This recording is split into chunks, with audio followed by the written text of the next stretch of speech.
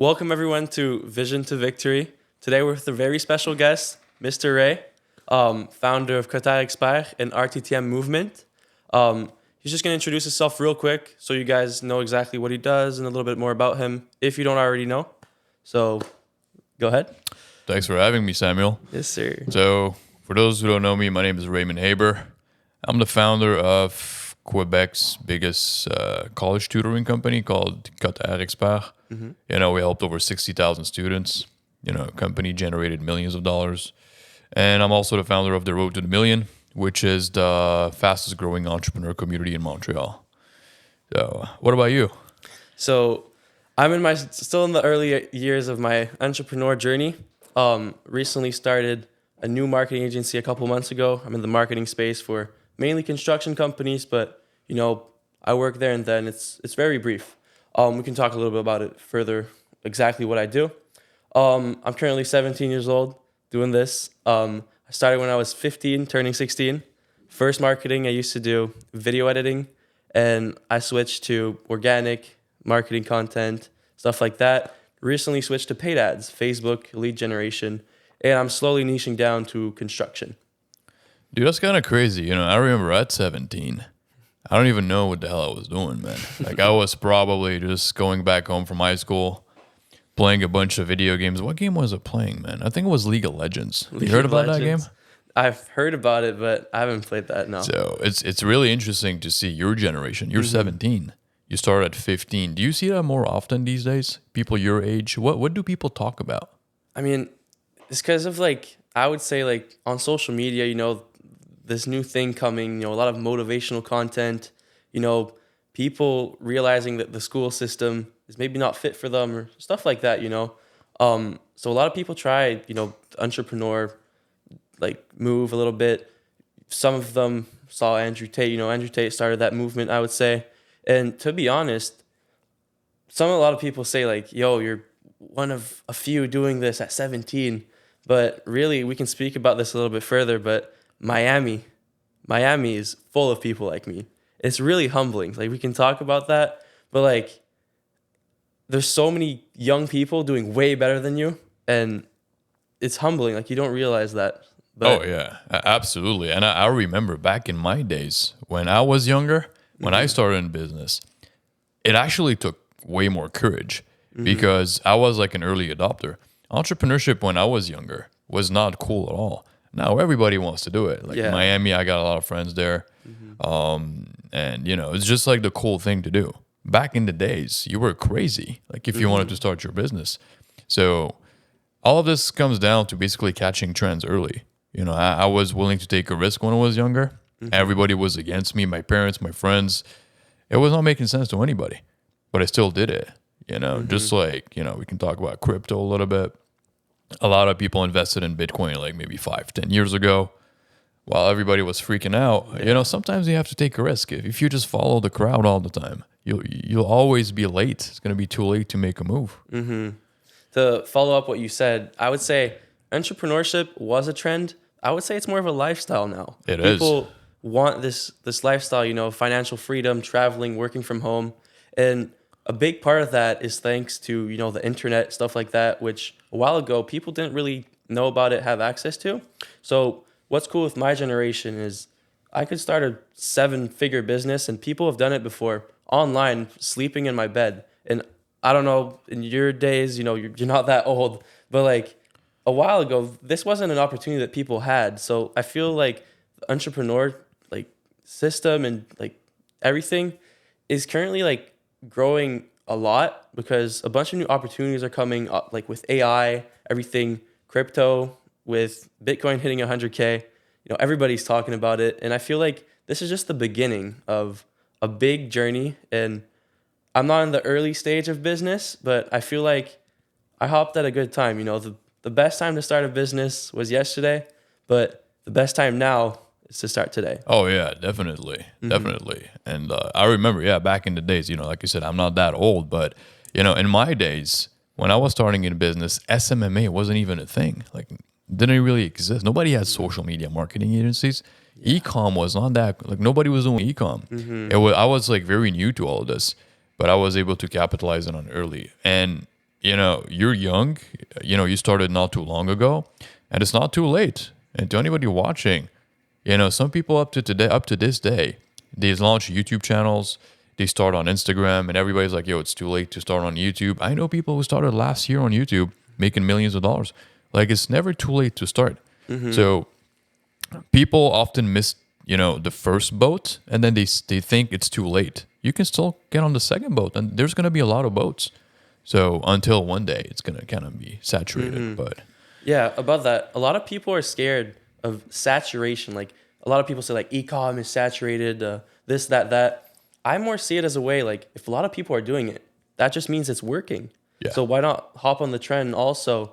And really, what's going to make a difference of if you succeed or not is that you have to think out of the box, Yeah. out of the rat race, if you say. Yeah. Because as long as you're original with your business and you stand out, your chance of success is way higher than doing like everybody else, Oh, definitely. I mean, I always say in business, you need, these three elements to succeed. If you want to assess your business model, if you have a potential to make a lot of money, first of all, are you good at it? Right? Because a lot of people get into industries just because it's a trend, but they suck. So first, you need the skills.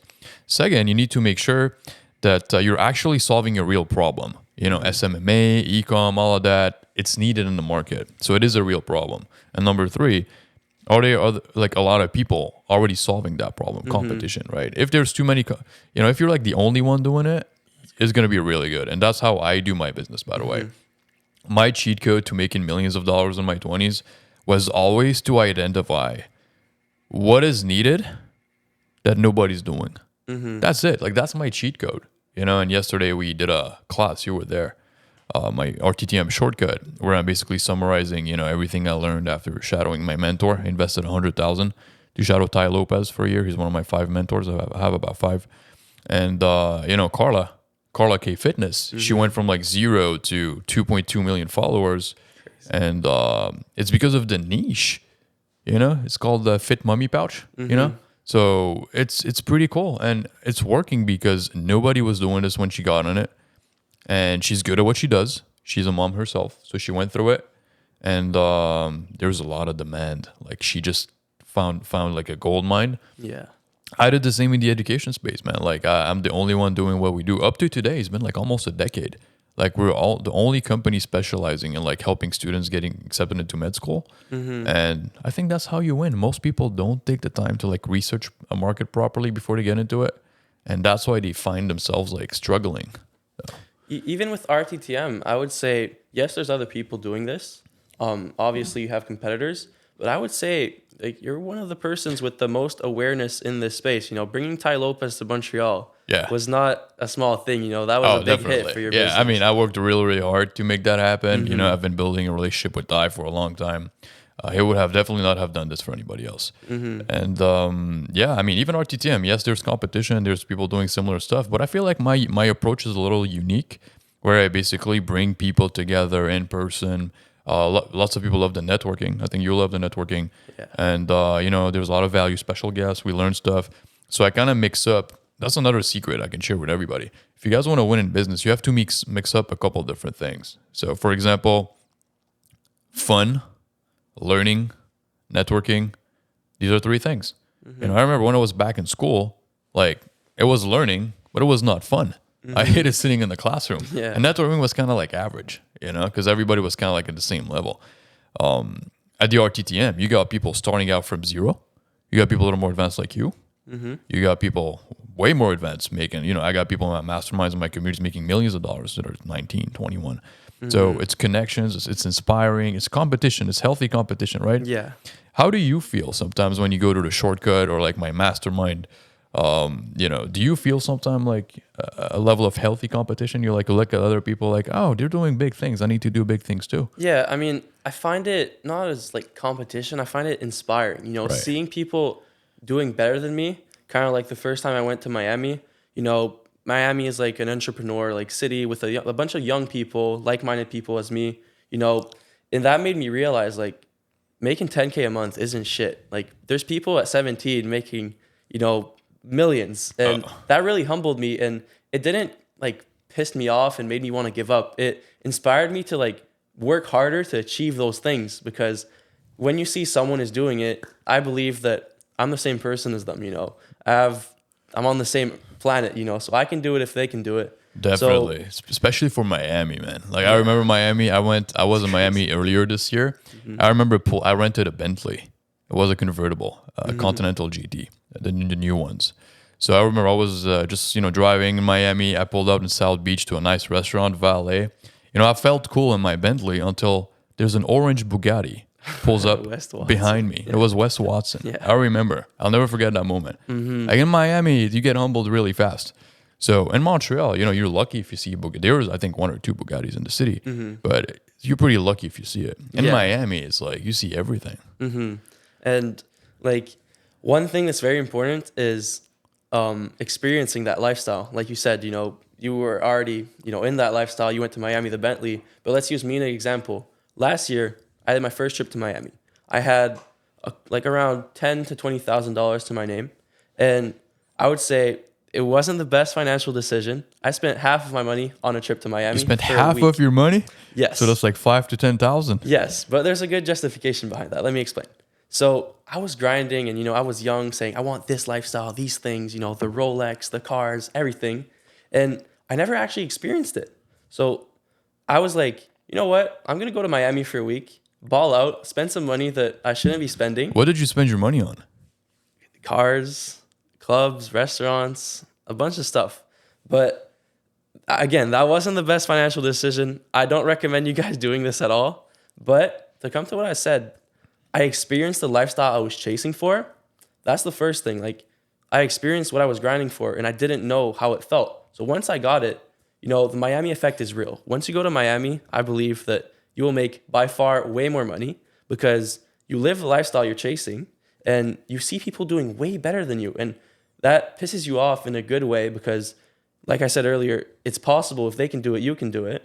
And like you said, Bugattis everywhere, SVJs, Ferraris on the side of the road. And the fact that I don't have that car yet, I'm like, okay, I'm going to go back home right now and sign 2 new clients to get closer to that goal. Yeah, so, I would say it's a great way to think, but you have to have the right mindset because me and you think the same. But the average person don't think like that. Yeah. They're gonna get intimidated instead of being inspired. Yeah. They're gonna get demotivated instead of being motivated when they see these things. They're gonna be like, oh, this is too far, it's too late for me, or whatever excuse they're gonna give themselves. But if you have the right mindset, yes. Miami, I think, is a great city. I have a lot of friends there. It's a great place to be. Yeah, it's great. And also, I believe that also at a young age as me, it's really good. But any age, building your circle, when I first started my entrepreneur journey, I was surrounded with not like-minded people. It's obviously okay going to school and pursuing studies. That's not a bad thing. We need people like that. But I wanted to surround myself with entrepreneurs and like-minded people. And to be honest, in Montreal, it's hard to find. Compared to Miami. Miami is easy. You can cross a millionaire with a Richard Mille on the sidewalk, start talking business with them. People are really open to opportunities over there. And there's a bunch of opportunities because there's a bunch of rich people. And I feel like that's a really good thing you did with RTTM because you actually solved that problem. I still, at the time, when the first conference with Tai, I built like a circle in Canada, Montreal. I had some good like-minded people, but I was still missing it a little bit compared to Miami. And the fact that you brought a bunch of young, old entrepreneurs together at one event, that was really I would say a problem solver for me. And since then, I've been growing my circle every day, building new connections.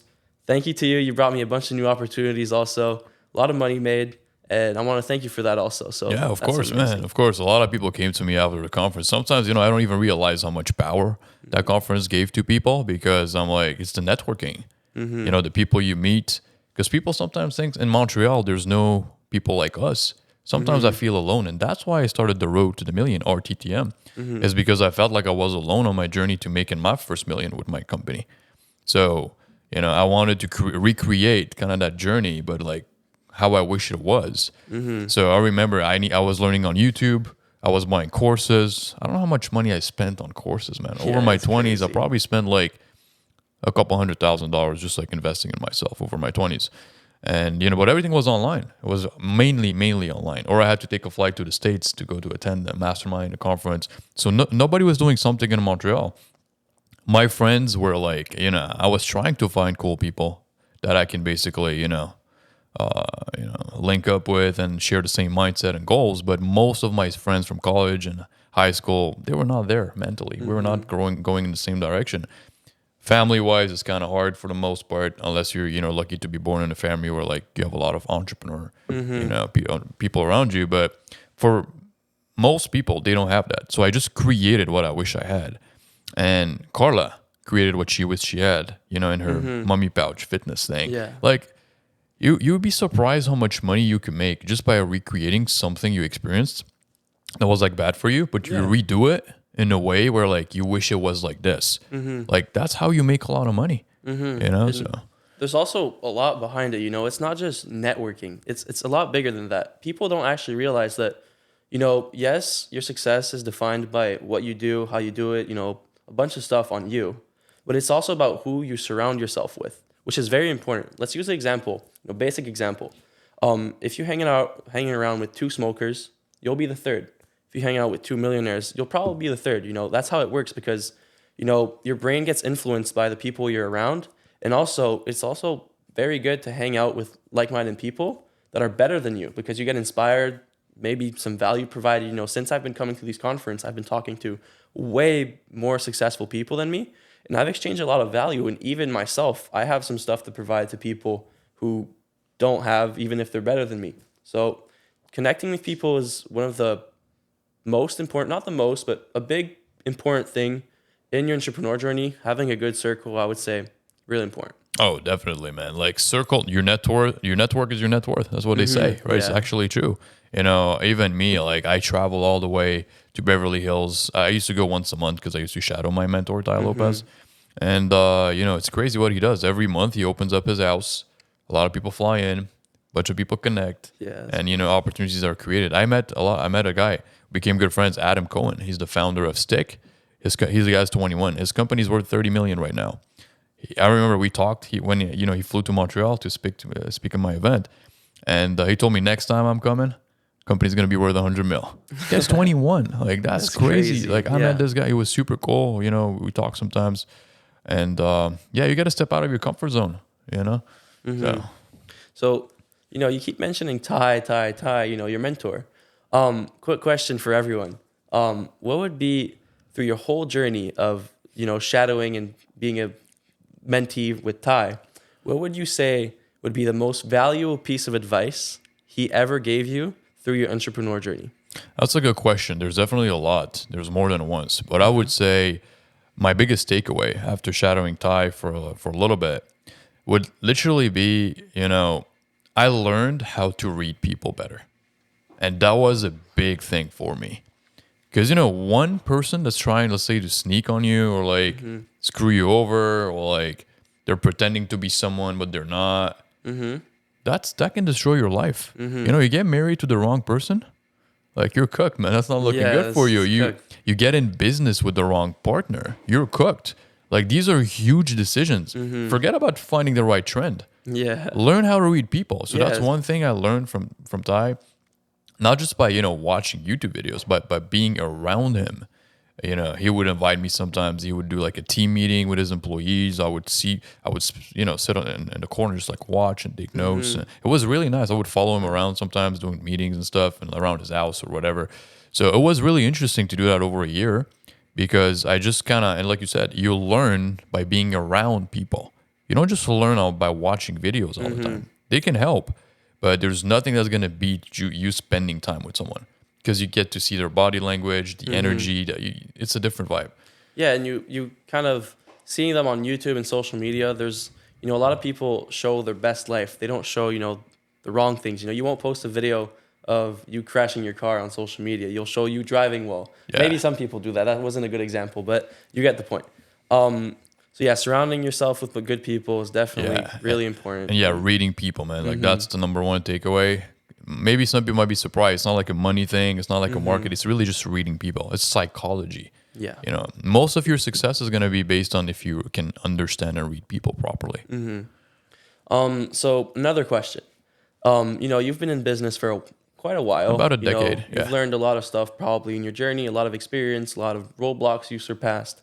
So let's say you were right now to teleport back in your shoes when you first started whatever business, which one do you want, or both, and you could talk to yourself for, let's say, 2 minutes and give one piece of advice or one thing or a problem to avoid, what would it be? I got two things that basically would come to my mind, but the most important one would probably be find something that you really want to improve and be good at. Choose one thing, one thing, just one, and just be the best at it. Okay. Be very, very, go deep in one direction. That's what I would tell myself. Yeah, because people tend, I've seen that often. People tend to, try something like really quickly and then automatically move on to something else. Yeah. But like that's a good piece of advice, When you do one thing, focus fully, do your best. Yeah. And after that, move to something. Dude, I cannot count how many things I tried in my 20s while I had a successful business. My college tutoring company, I was in my early 20s and I started making multiple six figures a month. That's pretty good for a guy in his early 20s, especially back, when I started. So even though I was making all this money, I remember about a Porsche Cayenne GTS. I was balling, And then I remember I was like, instead of doing more of what was working, I made a mistake. Like, what else can I do? Since that thing is kind of running on its own, what else? No, that was a big mistake. I should just went up deeper in that direction. So I started an Amazon FBA business. I lost like 15 grand. I started looking into drop shipping stuff with e-com, and Shopify was sexy back in the day. Was going up. Lost some money there. What else? I started an app. I try to start an app basically. Lost like 10 G's, and I was just like left like all the money, all the profits from my company. I was like experimenting in other things instead of like sometimes reinvesting it in the same company. So that was a big mistake I would say I made in my 20s, is like, just dabbling in too many different directions. When you study successful people, like the real goats, like Elon Musk. Elon is a goat. He's very good at what he does. He started his first company. He sold it. He exited. He took the cash, invested in another company, focused for a couple of years, sold it. And then invested in, he bought what? He started Tesla, SpaceX, and Solar City. Boom. And then that's how you have to play the game. And now at Elon's level, yes, he can manage multiple companies. Of course. Like he has the resources, the team, the people. It's a different game. Sure. But I know people making $2,000 a month and they're like, what other business should I start? Like, get back in the game. Like keep grinding. You're not there yet. I think a good rule of thumb is like, you got to make at least, I don't know, like, depends on the people, at least like $100,000 a month in a business before you even consider like starting something else. And ideally with like one or two simple offers. Ideally one. That's one thing I also learned. A lot of rich people these days, especially online, the people making money online, it's so simple. I have a friend of mine. He's in the mastermind. Him and his business partner, they run like an online offer. And, it's like in the Middle East. And, people in the Middle East don't have that much money. And they're printing like 400 grand a month or something. It's like 80% net margins. He showed me. He's in the mastermind. And I was like, what the hell? It's one offer, one funnel, one offer. Boom. I know so many people. They have so many things going on. And they make 3 grand a month. And they're like, I can't figure out how to go from 3 to 3.5. I'm like, you're working too hard. So that's interesting. So yeah, I mean, on the other side too, to come back what you said, the piece of advice you could give to younger self, if you wouldn't have been through all those challenges and trying new stuff, maybe you wouldn't be where you are today because, you acquired experience and knowledge in different niches, which gave you like an overview of entrepreneurship overall. So you acquired probably a lot of knowledge and experience. And from there, that gave you the opportunity to be where you are at today. Yeah, correct. I mean, you always learn from your mistakes. Yeah. And, no journey's perfect. And you got to use whatever happened to you to your advantage and to turn it into wisdom and whatever happens. But, if I could go back, I would still give myself that piece of advice because, God knows where I would be now if I didn't do these mistakes, But still, I'm pretty happy, where I'm at today. And, it's just like trying to exit at the top. If you're an investor, you buy Bitcoin and you try to exit at the top, you'll most likely never make profits because if that's your mindset, you can never time the top. But if you try to go in one direction and you take profits along the way, at least you'll be going in the direction you want to be going. It's not going to be perfect looking back, but at least you're ahead, way more ahead than 95% of people. Yeah, for sure. All right, so talking about crypto. Yes. What are your thoughts on crypto? I love crypto, man. I love crypto, man. It's like, I made a lot of mistakes in crypto as well. I'm new to the game. I bought my first Bitcoin like 2 years ago. I'm not that, old in the game. I wish I started earlier. And dude, I had friends in high school. I remember they were buying Bitcoin. Oh, really? High school or college. I remember maybe like 10 years ago, roughly, when it was like getting started. I had a friend of mine. He bought it at like $200. He bought like 10. He sold it at like $2,000. Oh my God. It's crazy when it's good. But I like crypto because I think it's the future, and I believe like in adapting to the modern times. Back in the days, people would make a lot of money, buy land, buy real estate, buy gold. That was the way to go. Today, Bitcoin is a good way to go. Like if Tai accepts crypto, a lot of people, all of these big players, they accept. There's a reason why, because they're understanding the game. So it's just a matter of time before crypto, in my opinion, kind of gets massively adopted. I mean, nobody knows what's going to happen, but it's a good risk to take. Yeah. For me, it's like a 90% chance it's going to be, massively adopted. So would I start putting some of my money in it? I think I should. But it's not guaranteed, though. I'm not that guy who's going to be like 100% always sure something. I just don't believe in that mindset overall. I think you should always have like a margin of safety. Just kind of like, there's a chance it might not work. Like Rakan said this week in the meeting for the shortcut, he mentioned to never, invest all your money into something. It's good to take risks, but risk management is extremely important when it comes to these things. And in life in general, not just business and investing, risk management, time management are two very important things in life and business. Absolutely. So, to come to your question, what would be your best tip for time management? As a lot of people struggle with that, even myself still. Yeah. I mean, listen, time management is hard for a lot of people. There's multiple things we can talk about when it comes to time management. But number one thing, which is probably a weird advice to give, but I find myself managing my time better when I care about what I do. So if you actually care about what you do, you find yourself to move things around and make things work. So caring. That's number one. Another thing I would say about time management is also you got to use AI, man. Like, geez, bro. Like, some people are working way too hard. I'm like always on my phone, Chat GPT. Like, I'm trying to I don't write my own emails. Why the hell would I write my own emails? It doesn't make sense anymore. I can just, and by the way, you should be using voice to text. That's the best feature on Chat GPT. Yeah.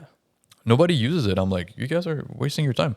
I just basically share my thoughts with ChatGPT. Sometimes I wake up in the morning, I'm like, all right, here's I gotta write an email. I'm working this deal. This guy's a little cheap. And they're trying to over negotiate. I kind of want to do the deal, but I don't like the fact that he's too cheap. I want to focus on this. I want to focus on that. Write me a little email that I can send. Like I just share my thoughts, and the more context you give it, dude, this thing is a beast. So it can help you write your ad copy, your website copy, your emails. It can even brainstorm ideas with you. The RTTM conference, we had 600 people at the Four Seasons with Tai and all the other speakers. Like most of the strategy for me to pull up an event like that was using ChatGPT. Oh, really? That's crazy. Yes. It's a mix of, it's my ideas, but ChatGPT was helping me concretize it, right? And organize things better. Yeah, he completes it. Yeah, completes it, makes it a little better, nicer looking, fixes mistakes here and there. Even ticket price, okay, here's what I'm thinking. I'm going to charge. You should charge more. You should charge less. So it was really interesting. So for time management, I would say number one, that's really important. You got to care. If you care about something, you'll find the time, you'll manage the time. Second of all, use AI.